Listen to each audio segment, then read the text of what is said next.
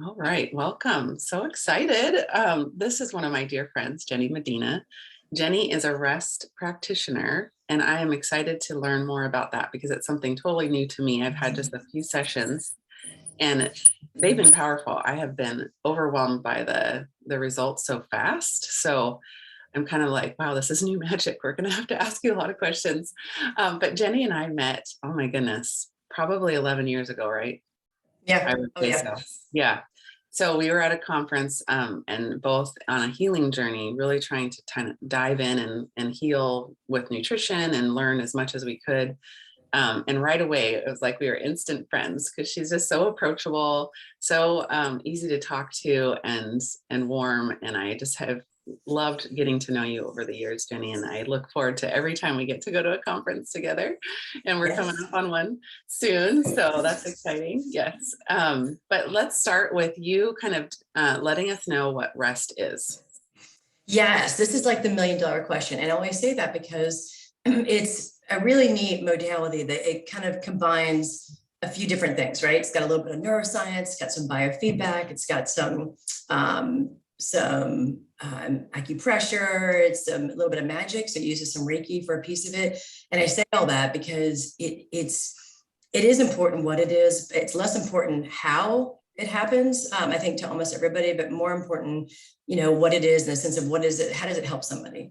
And the easiest way to describe it is if you've ever found yourself where you have gotten your buttons pushed, I'll use that expression because most people understand what that means. Or you had a reaction that's definitely an overreaction. So that's kind of one category where you're like, whoa, like what just happened? Like, you know that your reaction to something, to a stress or an upset, was more than you think. On the other side, it also could be more like where I was, where seemingly things are great in your life. You've got, I mean, on paper, no major complaints. You've gone through normal life. You've had normal challenges, but things are pretty good. And you're trying to reach a place in your life. You're trying to shift from one place to the next. And for whatever reason, even though, you've either done all the things in the past, all the, things like me, personal growth and all these, like I've done everything and X, Y, and Z, been proactive, but you just can't seem to get there. Like you can't seem to shift out of where you are to get to where you need to be. So I kind of look at both of those realms, and I feel like everyone can kind of relate to either having a stressor that you overreact to, or getting something kind of circular in your mind, just something that's really bothersome to you, and it's doing a little bit more damage, or you're kind of in a place where you're like, I don't know what's happened. Like I'm not terrible, but I just am not where I want to be, and you have a really hard time, right, figuring that out. So is a very simple, with very much specificity. It's a modality that kind of figures out why these two things, why you might be overreacting, maybe why you're holding yourself back. They're kind of like little weeds in your brain. They find these little weeds in this garden of your mind and bring the awareness and actually have a movement of things, almost like a non-invasive brain surgery, but it brings the awareness to the prefrontal cortex to where you're conscious about it. So it's not like you're not going to have stress or things, but instead of reacting like a 2 or 3 year old, or, you know what I mean? I'm just simplifying. Yeah. Or just feeling out of control. You have calm, grace, clarity. You're able to actually like, wow, you feel lighter, in control of things. So it gives people a chance to actually free up parts of their brain. And so that whole garden of your mind where you've got weeds and we've got cajillion of them, rest goes and finds those and able to kind of pull it out. And then we plant a new seed. And so that way, if you've got the weed, you have an understanding of all that and you plant a new seed, then you're able to have that integration that's permanent. And so it's not, I will just say last but not least, it's not talk therapy. There's really not, and there's coaching involved as far as what people's lives look like and what their goals are, and maybe what obstacles have come in between. But you're not digging up stuff from the past. You're not, to talk about it, to rehash, you're not going into that whole realm. So people love that because it's quick and permanent. Yes. Yeah. I was kind of shocked at that because I'm talking a little bit about like people pleasing that I was doing, and I had done some work on that. But I'm such a servant-hearted person that it's hard not to want to, like serve. And so it often overlapped with people pleasing. And so I'd work on that, and I would notice when I was doing it, and I would still kind of have this compulsion to do it. With rest, it was like, it was gone. It didn't occur to me. And so I want to ask you a vulnerable question, if you give me permission. Oh, girl, Okay. you know that is like my jam. You can ask Okay. personally, could ask me, and I love it. So in this beautiful container of women that I work with in my program, one of the big things that's kind of an overlap, right, is that we're all getting older. We're all getting to that wall of like, wow, weight doesn't come off in the same way, or I've gained all this weight and I don't know what to do with it. And you went through that. I know yours was involved a little bit with an injury, but I'd love to hear a little bit about that story and how you've gotten to the place where you're thriving, and whether or not rest was involved with that. So it's interesting because, we've got these different, sorry, and my tarot garden went on, so hopefully it's not too loud, with the different seasons in our life, as far as I'll say physically, physiologically, and emotionally, I found, because through some of the tools that you and I both have, I have learned kind of how to shift in small segments, as far as like, stress happens, life happens. Our weight shifts, our stress comes on, and again, our weight shifts for all kinds of reasons. And I've kind of learned that. And what happened was, to your point, interestingly, that, for the first time, I would say, yes, I'm getting older. I mean, I'm 51 right now, but also just there's a certain point you get to, I feel like, with our bodies, and as far as this journey with being a healthy weight, being comfortable in our own skin, that you can do, not easily, but you kind of got like, you check off a certain like chunk of like, you can make a shift, right? You can make that shift and get there. And then I found that I was like, ooh, then things started to, to kind of change for me a little bit. It wasn't as, not that it's easy, it wasn't as simple as it was before. And it turned out that I did not know that, yes, I have a spinal injury and things that I've had, and lots of stress. So stress is a huge piece. And as far as the stress and the weight, it's incredible how like kryptonite it is. It's just, it slows your entire system down almost to the point where it hijacks certain areas, and your brain being one of them. And it's interesting to think about, we know the gut brain axis, and you're amazing with that, but bigger than that, I think, is the hidden, like the stuff that you don't read about and you don't really get taught about in terms of how to get to it. Because what I've seen happen is I've seen other things open up with me where I've had healing, and I've had to have up and down healing, because you guys know that happens when you've got to have, sometimes things get exposed, right? They get brought up, and you have to be patient about that. And especially if you're dealing with anything life-wise and hormonal, as far as, perimenopause and where I am. But rest recently kind of allowed, I had some different physical pain areas. And the neat thing about that is that 99% of all physical pain, there's an emotional element to it almost always. And so it's not as if you can heal the emotional element, the physical pain's gone. But case in point for the weight in that journey is that when you take that load off, your body and your brain are now so much more capable and have so much more space to step in and step up and function and heal in a way that I had never thought about. I even with just things that I know that are definable for me, I have just with what you do, and working with a functional doctor who's I love within our other community and within rest too. And so it kind of just allowed me to then deepen, and then like a more breadth and depth of the healing, and especially being able to get to where I wanted to get to with my body quicker, but also with an open mind, patient when I need to be patient, and not feeling so hijacked, like, oh my God, because I've been there where I've panicked, and I'm like, I'm a fairly confident person, but when it comes to being uncomfortable in my own skin, that is really tough for me. It's just, being an athlete my whole life and shorter and just all the different things. And so I think what we do in our head, so rest really opened up a whole plethora of things that, it did enable me to find some other areas I need some healing with that were deeper, and then also helped to fine tune what I was already doing. Mitra's got it within rest. We have a course, it's called Brain 3.0 that April, you're gonna love, and you'll be able to teach and have that. And it really just encompasses a lot of what you and I talk about, but with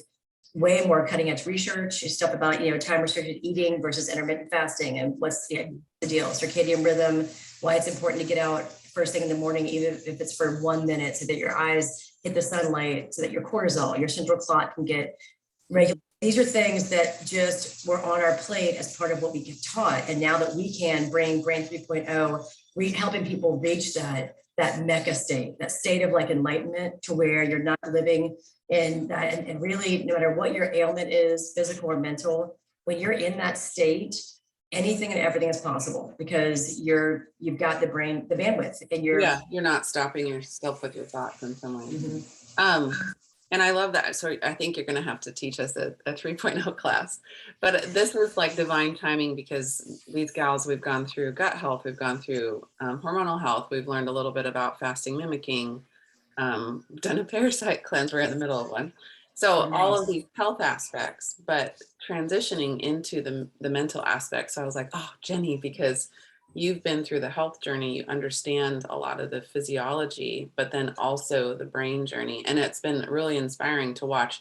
You know, I've gone through my own yo-yo with weight, and I met you as an athlete playing soccer, and then watched the balloon and then the back down too. So I know that, you know, you've walked it, you've felt it, you know the emotional aspect of it and all of that. So I was really excited to have you be our next speaker as we transition into the mindset in terms of being able to reach a goal, whether or not that's weight, or maybe even transitioning into like soul purpose and what do we want to be when we grow up, and all of those fun things. So, and I love too, in my session with you, it was like I was able to bring a topic, and we dove into that topic, pulled out all the weeds around it. I mean, and there was a rebalancing too, which was pretty profound.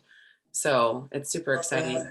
Tell me a little bit about, we have about 15 more minutes. I'll do some questions and answers, and then we're going to open it up to these ladies to do live Q&A, and we'll do that off the recording, but within our little hub. So tell me about, if you could kind of nail down maybe one of the most powerful shifts for you, mindset wise, within rest, and tell me a little bit about that. I'd love it. That's easy. And actually I say that because I may even have it right here, and I actually just do better because it's more pointed. So if you don't mind, I've got my rest story, and it's only about 2 minutes. Does that work for you? Absolutely. Yes, and it's so funny. I have it taped because we had our Oh, I think it's covering up your speaker, and it was clunking on the speaker. Oh, my bad. Hold on. Can you? Now I can hear you. I want to make sure that's to stay. So it was called Beyond Tapping. We've done one that's beyond meditation, to give people an understanding of like what, because it is hard sometimes. Rest is not new in the sense that Dr. Cindy Scholes, who created it years ago, over 20 years, people were flying in to come see her. It wasn't called rest then. She was, she certified hypnotherapist. She had different modalities that she used. So she was doing rest, but learned how to break it down and teach it. And so that's just quick. I put that in here because it's important. It's been about 3 years. 2 of her clients said to her, almost crying, they're like, you cannot be the only person that knows how to do this. And they, how life is wonderful, pushes us out of our comfort zone. She was like, oh, so she had to break it down, how to teach it. And so that's how it came to be. I think it's important because, it is fairly new, but exciting too for you guys is that they're working on a patent. Mitra is working on a patent for the process. So that's really cool. And accreditation too. So this is big time. So yes, okay. My biggest shift is my story, my rest story, and it really speaks to my niche, which is not so much empty nesters, although that would be the end of my niche, but moms that are at the point where the kids are way less maintenance. So what that looks like is they're actually starting to think about their woman muscle. Like they're moms, and maybe they're wives, maybe they're not partners. They're also someone like their own person. And often we just, I feel like that muscle gets so atrophied, we're in our 20s, whenever that shifted for you. Mine was late 20s. And you build another muscle, which is fantastic, but the other one is really atrophied, and it's hard to remember how you used to function. And then, that question, like you said, like, what do I want? Like what, and why am I sometimes feeling like I'm sleepwalking or things like that? So here's my story. You don't let yourself win, do you? These were the words I heard from my life coach after we pushed ourselves to the limit to test our performance, our will, and ourselves. You see, I just dominated a physical challenge. Not once, not twice, 3 times in a row. And you guys, when I say dominated, I mean, it was no contest, primal. Like I pulled something out of somewhere. I have no idea where it even came from. I was on fire. My heart was racing. My face was flushed. I was exhausted, but I had lots of adrenaline. I felt good. And when I finished that third round, my coach had leveled me with his words. He said, "You don't let yourself win, do you?" And I mean, where did that come from? I just completely slayed it. And he called me out in front of all my peers. I sat there really confused in the moment, feeling like I somehow screwed up. I didn't do it right. I disappointed him. I disappointed somebody. I let the words sink in. And here's the truth. He could see it in my face. I looked ashamed that I won. You know, and deep down, what I really felt was shame, guilt, and a whole shit ton of not worthy. I mean, I get teary even thinking about it. But that was a life-changing experience for me. Like I had major shifts. I found myself walking taller. I was more confident, hitting my goals, more proactive, taking better care of myself. It was great, but it didn't last. So slowly I fell back in my old ways, seemed to have lost those feelings. I got in my head on the daily, about something, overthinking, celebrating wins was not happening. It just didn't exist at all. And that's when a good friend told me about rest. And hold on to your tacos, people, because that was the day that changed everything for me. I mean, it's not that I have done everything and I've got a psych background. I have, from EST, or like years ago, if you ever looked that up, to every kind of thing you could possibly do to push yourself. I've done it. Therapy, all of these different things, hired coaches, tried to do better. It's been a rush up in my life. I can honestly say without reservation that I have never, ever experienced that kind of a shift. And it was permanent. And it's something that carried along with me. So it allowed me to get my shit straight, really, so that I could help other people get their stuff straight, right? And now I'm winning every day in different ways. With my clients, in my life, I'm climbing, I feel like, to the top of a peak, and I see other peaks ahead of me, and it's not overwhelming. Instead of feeling shame, I feel so proud. I have ownership over my life. Instead of feeling guilt, now I feel free. My heart is wide open. And instead of feeling like I'm not worthy, I was born for this. I'm ready.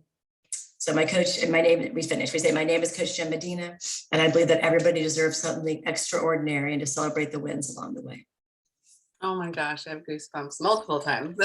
So beautiful. Christine, help me with that. Before and after, Jenny, and it's so true. So true.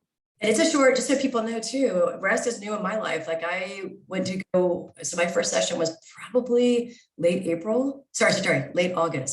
It's past August. And yeah, then I jumped into the course. I just knew that I wanted to do this in September. So that's just to give an understanding, because sometimes, and there's so many great modalities to help with the mental, wellness. It's sometimes nice to get some weeds out though, before we do, like as a first step, so that then we can, if we need to do any processing of anything that's conscious already, and especially trauma. I've had, a couple different things in my life that have been really traumatic, from a sexual, I will say, inappropriateness and abuse. I used to downplay that just because I feel like I wasn't allowed to say it unless it was the sexual abuse that whatever I put in my head that you read about. And the truth is I've had 3 separate instances of things that really impacted my life. So there are things that are there and real life things that are here now. And those things can get handled also. It's just a matter of being able to free that brain space up and then figuring out what else you need, because you might need a great therapist. Maybe it's a life coach. It's hard to know in addition. So I love too that you say, talking about your niche, like women that are needing to find themselves, to find, what it means to be a woman and not just a wife or mother. And I see this too, and even in our little container, like wife to divorce, and you've had that experience as well. So I'd love for you to talk on that, because we can lose ourselves to our kids, but we can also lose ourselves to our marriage.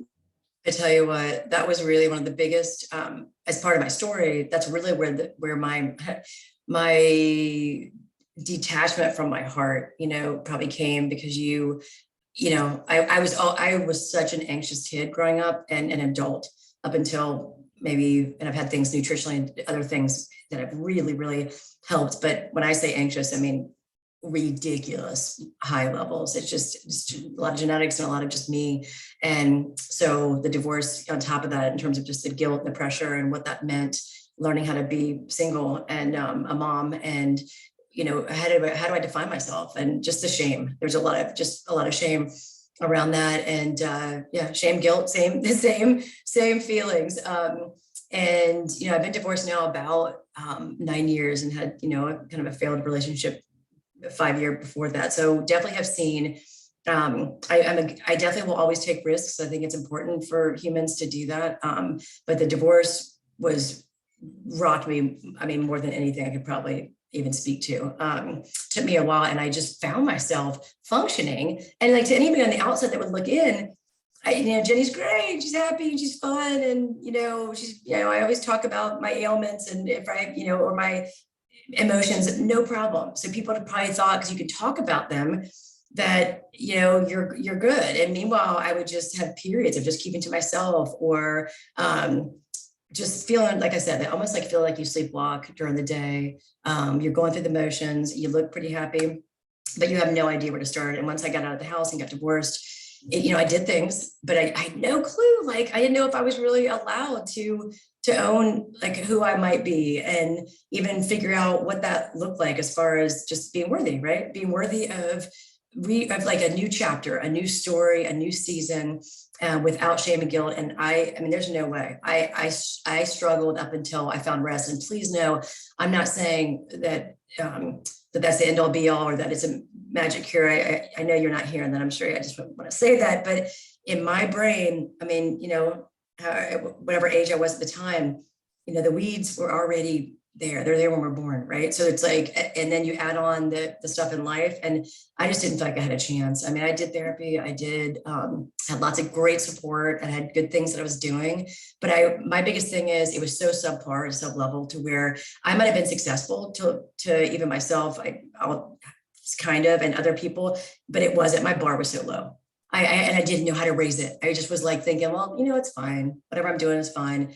It's good enough. And you lose sight of what it could look like, the dreaming, being able to think bigger, and, you attract that. You attract whatever you dream and invite, really. I mean, if we're able to think bigger and even just engage our heart and our mind, even just a little bit, even if you don't believe it right now, it's incredible what a catalyst that can be for the future. And so, yeah, rest unlocked that piece of me. It's like a root ball, because everyone's probably got, we have weeds, but everyone's probably got one root ball. That's, it is. So I have a root ball, which is the belief and anxiety. And my biggest root ball, April, real quick, we talked about this too.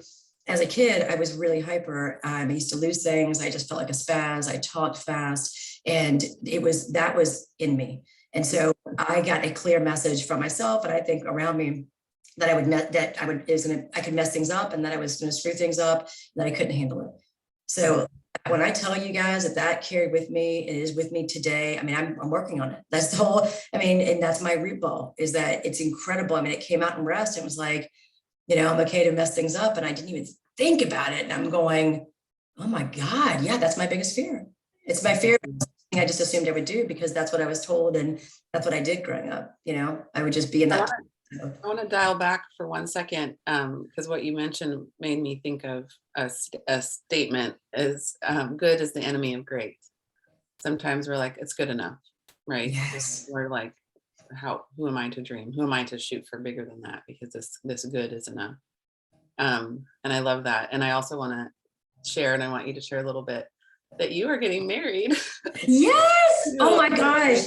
Man, tell us about that. I was gonna say, talk about first. So it's no accident, right? So like these things started to happen, and I did it. I really did do a bunch of work on myself, and I was really starting to chip away, and starting to get to maybe my weeds a little bit. But again, a great analogy is that what is it, the dandelion that's got like the ones that are like really, like you can pull a weed out, but you have to pull the weed out. You got to get everything. And so, we can pluck stuff as much as we want.